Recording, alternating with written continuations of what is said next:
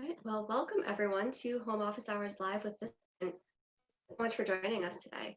If this is your first time joining us, quick intro to the series. Home Office Hours is a series of live discussions that we put together, and we're covering timely topics. We'll be featuring guest speakers as well as our own Vistaprint team members.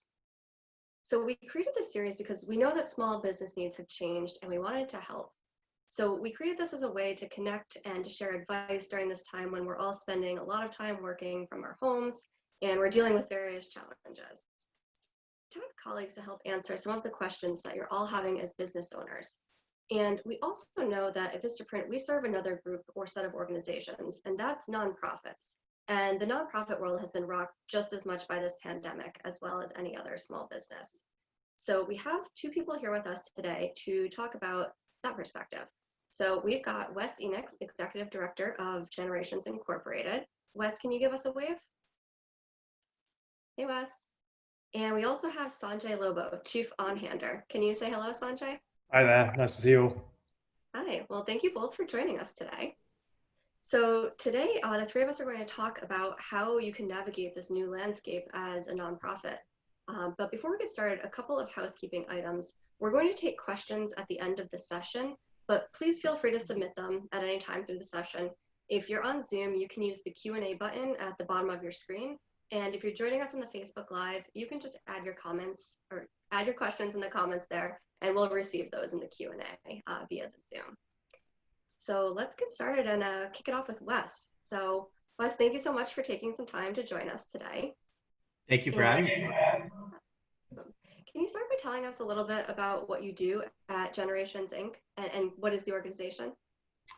Sure. So Generations Incorporated is a youth literacy organization that trains older adult volunteers to be literacy coaches to kindergarten through third graders in the greater Boston area.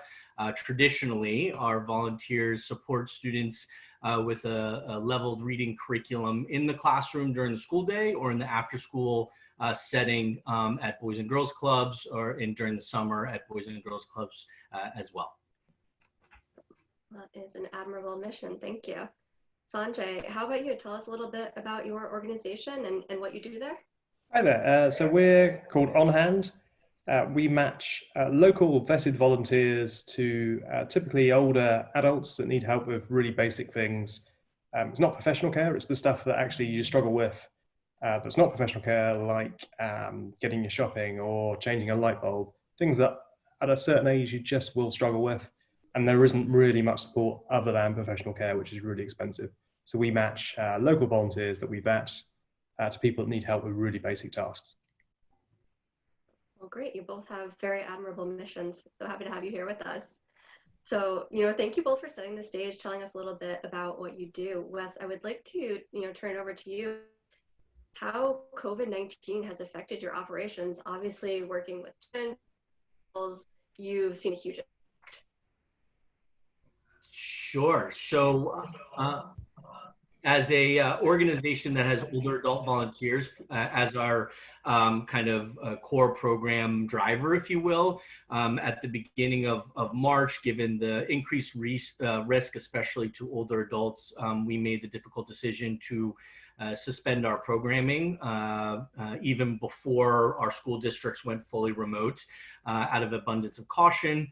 And then, as our school districts started to go fully remote, we tried to adapt our programming. And what I would say what we've done since March is really provide bridge support to those partners. First and foremost, our focus was on our older adults. So similar as Sanjay's talking about, kind of recognizing, especially in a situation such as a pandemic, how do we ensure that our volunteers have the resources they need, have access to food and other necessities that they may need during this unprecedented time?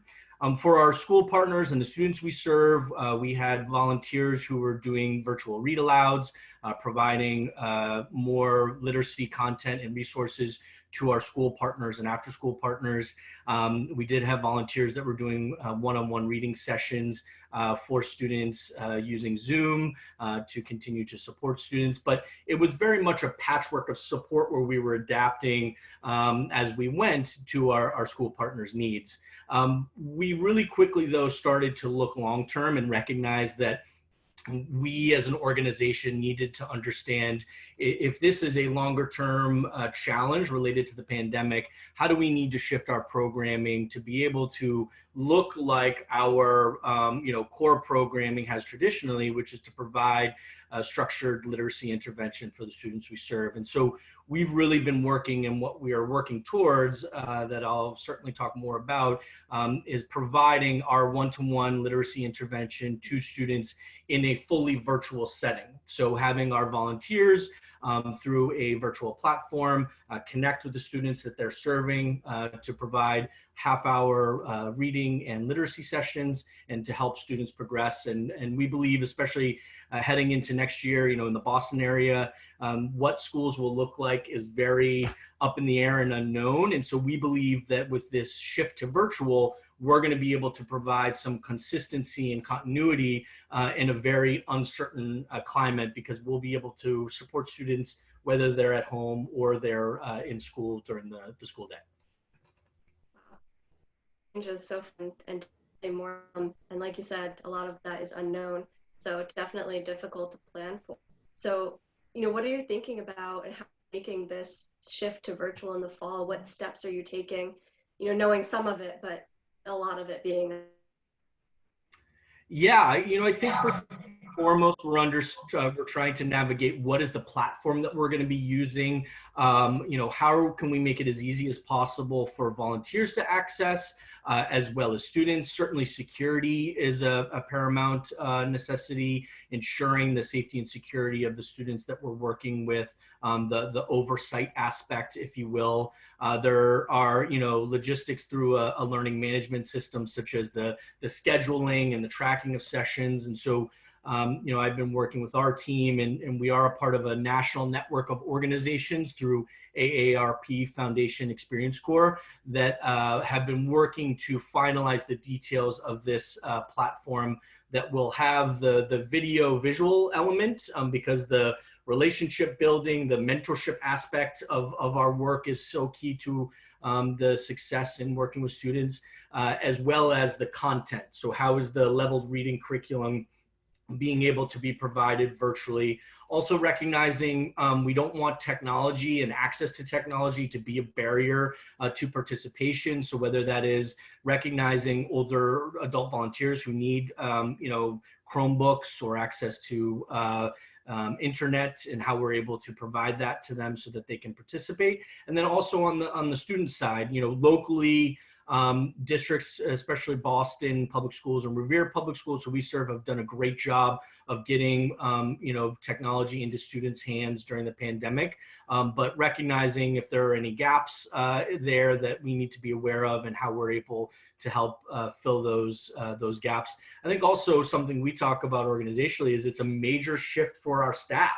We have a staff and a program team that is used to working in the field. They're used to being physically present in schools, partnering with administrators, talking to teachers. And now we're saying to them, your job is going to be managing a program entirely virtual. And so that means really being able to provide them the training, the skills to be able to adapt and work in a different way than they maybe are used to.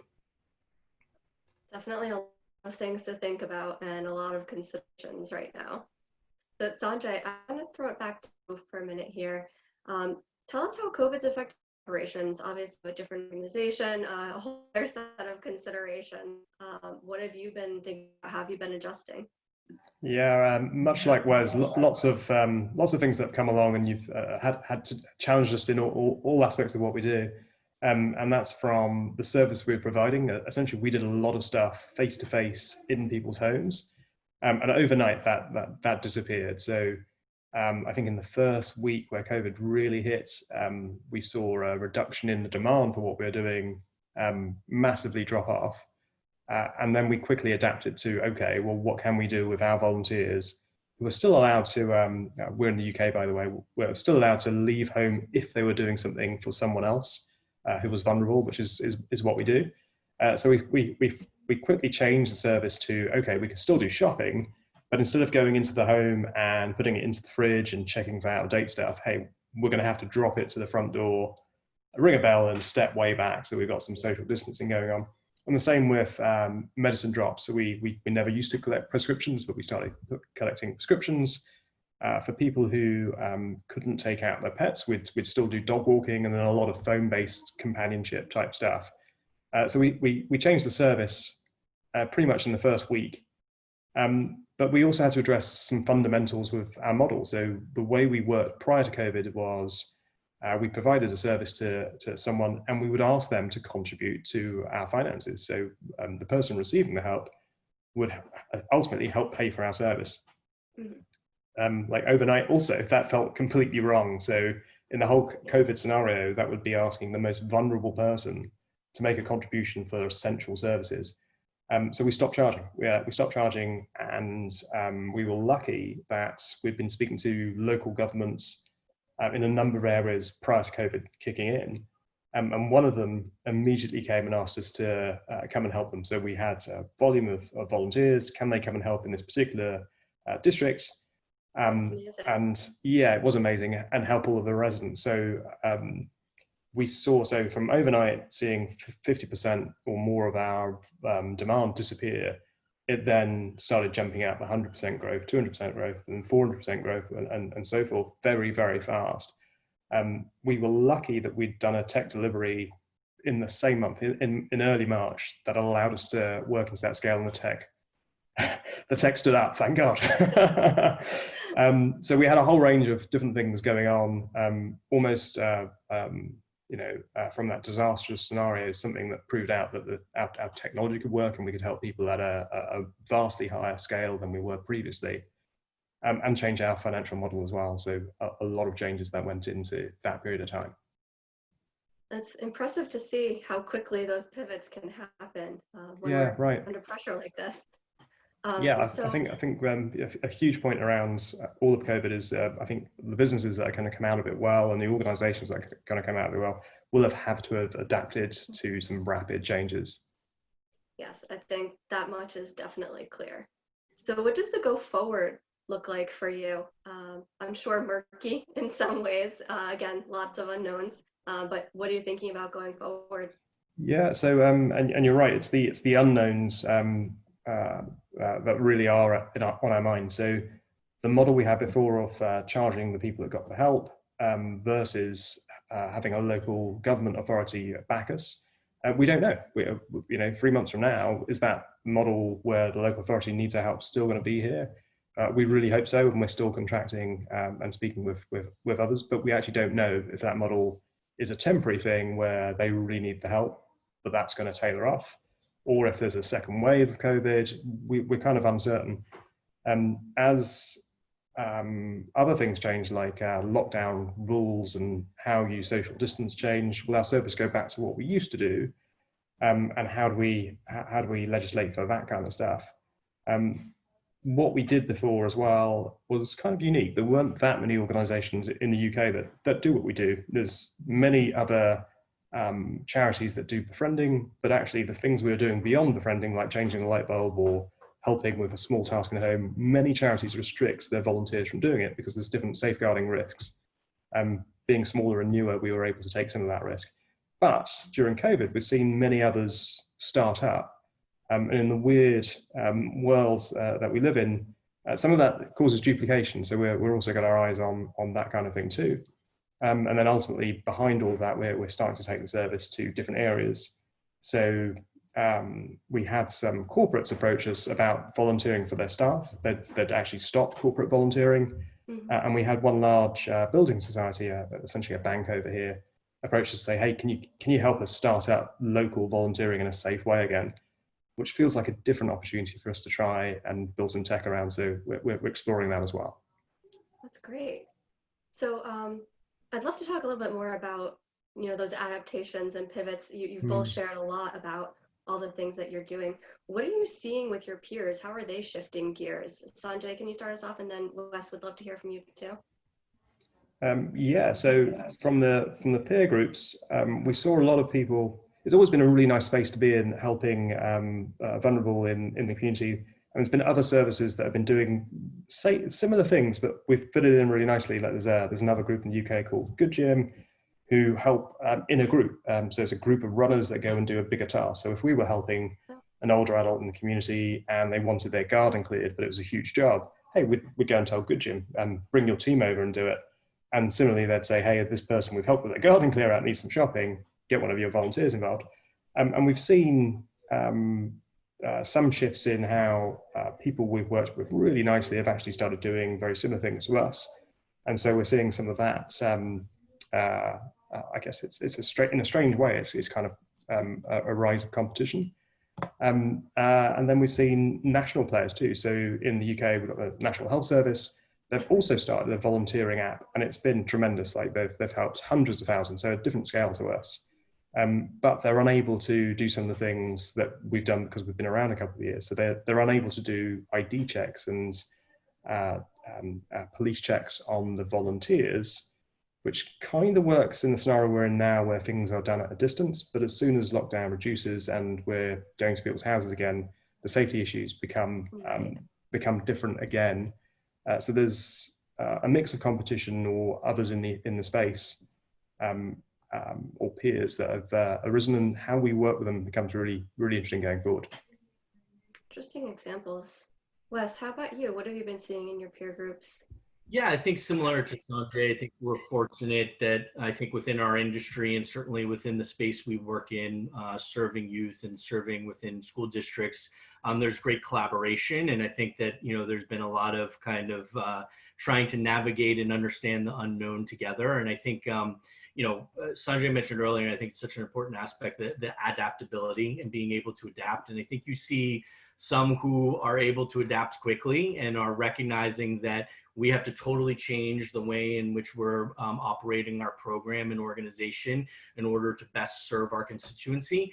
And then, to be honest, you see some who kind of are hoping that this will just go away soon and that we can get back our program the way that it should. And I think that more of those are recognizing that that's no longer a position that can be taken given kind of the uncertainty of this landscape. So I think you see a little bit of everything, but I think by and large, most in the industry and in our area of the sector are adapting quickly and collaborating together where possible to understand how can we share resources, how can we support each other, where necessary. I think even in the States and in our area with the payroll protection opportunity from the government, there were a lot of kind of restrictions and uncertainty about applying for that and what's forgiven. And so I think that there was a great coming together of the network to try and navigate that unknown together, so that we all felt like, we were making smart financial decisions for our organizations.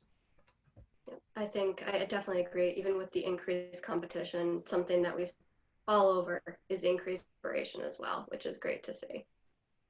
So you mentioned a little bit about adjusting financials, and Sanjay, I know you talked about what you did in your organization, but Wes, how about you? How have you had to adjust that fundraising and that budgeting outlook?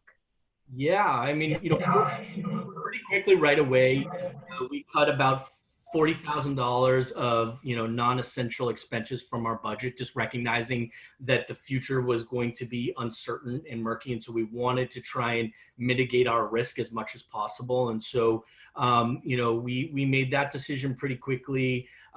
We are, our fiscal year just ends today actually, and our next fiscal year is beginning in July. And so for budgeting for this coming year, I think that we really feel like this is a very uncertain year. We have a portion of our revenue that comes from our partners. So a portion's a fee-for-service model, and there's broad uncertainty in terms of school district budgets, local and state budgets. And so we're trying to navigate that piece with our partners right now and understand how we may be impacted. And so we've really tried to slim down our budget. My position has really been focusing first and foremost on the highest priority of our personnel and staff and trying to maintain our staffing through this situation and then cut back on everything else that we can. Certainly from a fundraising aspect, we had a fundraising event, an in-person type of gala event, if you will, scheduled for the end of April. That certainly we had to pivot and shift quickly. And so we transitioned to an online fundraiser that was a peer-to-peer fundraising campaign. And we just concluded that, and thankfully we're able to surpass our goals. So, and I think Sanjay alluded to this. I think it's you learn what you're capable of sometimes in these situations by being forced to adapt. And I think we would have never thought that we could pivot an entire event and portion of our budget within 4 to 5 weeks, but we were able to quickly do so, and thankfully our network saw the need and wanted to support us through that. And so looking into next year, we're kind of laying out options for both in-person and virtual. I think that we're recognizing that it's most likely going to be virtual even into next spring. And so how do we, talk with our funders?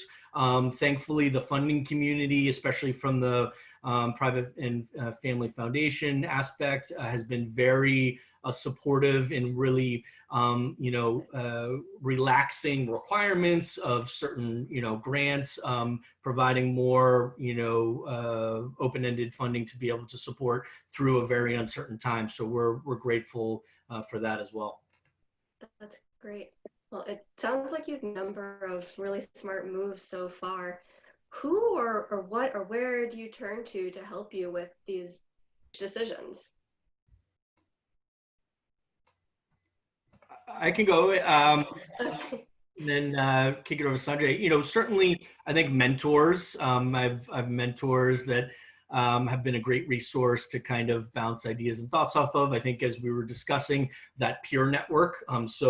Leaders of other organizations in the space and in the area, and I think trying to have open-ended conversations with staff. Recognizing this is new to all of us, getting their thoughts and buy-in as far as how we navigate such an uncertain landscape and working through it together in that aspect. Sanjay, how about you? Yeah, that you turn? I'd say very, very, very similar. So we've got a very small board. There's 3 members, and they're all pretty nimble, used to working in small organizations that can shift relatively quickly. And then, like Wes says, your staff probably know your business, as the best, and they'll have some fantastic ideas.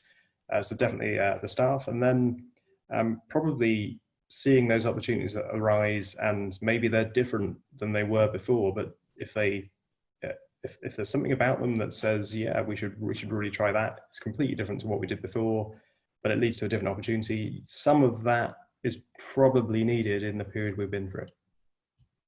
Absolutely. Are there any other lessons that you've taken away from all of this about your organization, ones that you can learn and grow from? Yeah, sure. So we are, or certainly we're still quite young. We're 2 years in. Our tech is still really early stage, but it's the technology that's allowed us to survive in this period. And to a certain extent, we've grown during this period because of the volume the volume of demand that's come our way through local governments. But it was only because of the tech that we managed to be able to take on those types of contracts and service them really well. So we always want to be a tech company, but this is massively reinforced that it's got to be a tech-led venture for us to grow and be a national, have a national presence, which is where we want to aim to be. That's a learning. How about you, Wes? Any big learnings that you can take forward with your organization to help you grow? Sure. I think, 2 things that come first and foremost to mind. First and foremost is the resiliency and commitment of our volunteers. Not that it was overly surprising because we know how incredible our volunteers are, but just the way in which, many of them have said, if you had said to me 6 months ago, would I consider doing a virtual tutoring program, I would have said, absolutely no way. But, given the landscape and given the need and they're recognizing, that students are falling even further behind in these times, they want to do whatever it takes to, support students. And so they are all in on, working virtually with students via Zoom or other platforms. And, our response rate, so we do at the end of the year, kind of a intent to serve survey, if you will, about volunteers that want to return the next school year. And resoundingly, our volunteers across the board have all said they want to come back even though it will be an entirely new program that is virtual. And that says a lot about the wonderful volunteer corps that we have. I think the other aspect is the supporting the personal and emotional well-being of our staff. I think that, there has been a lot going on that has been extremely heavy on our staff personally, whether they or their loved ones have been impacted by by the COVID, 19, or even the, current things going on in our country around systemic racism.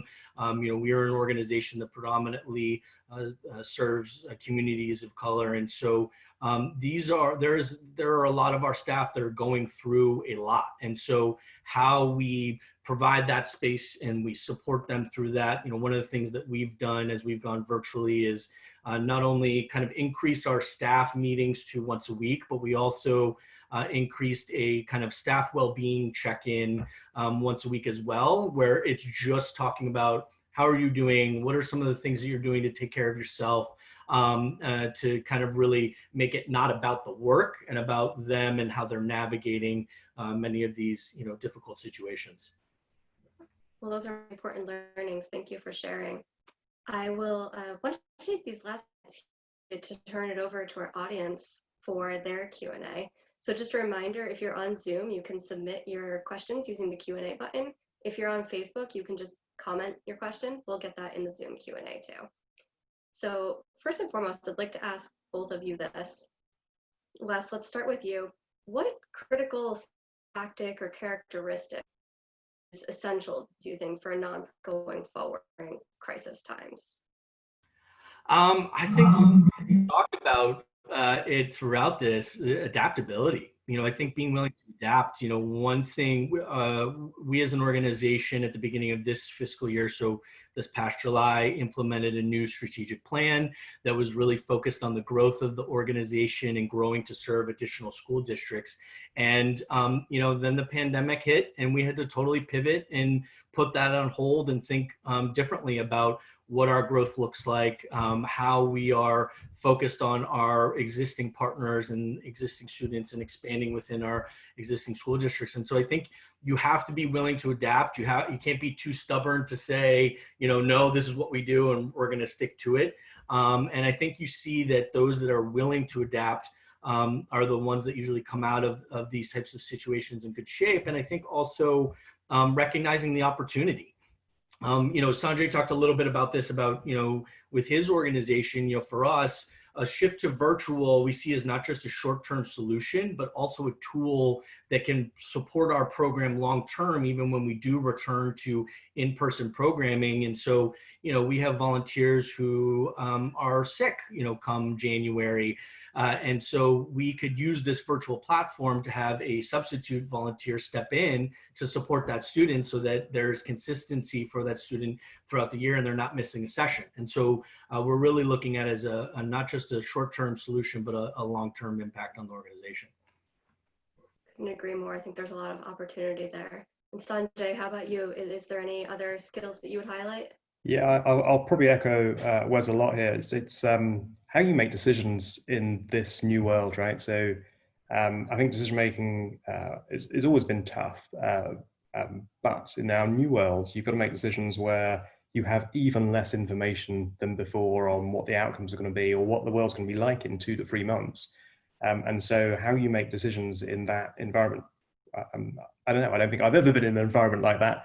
But somehow you need to get beyond that, try and look for the opportunities and grab one.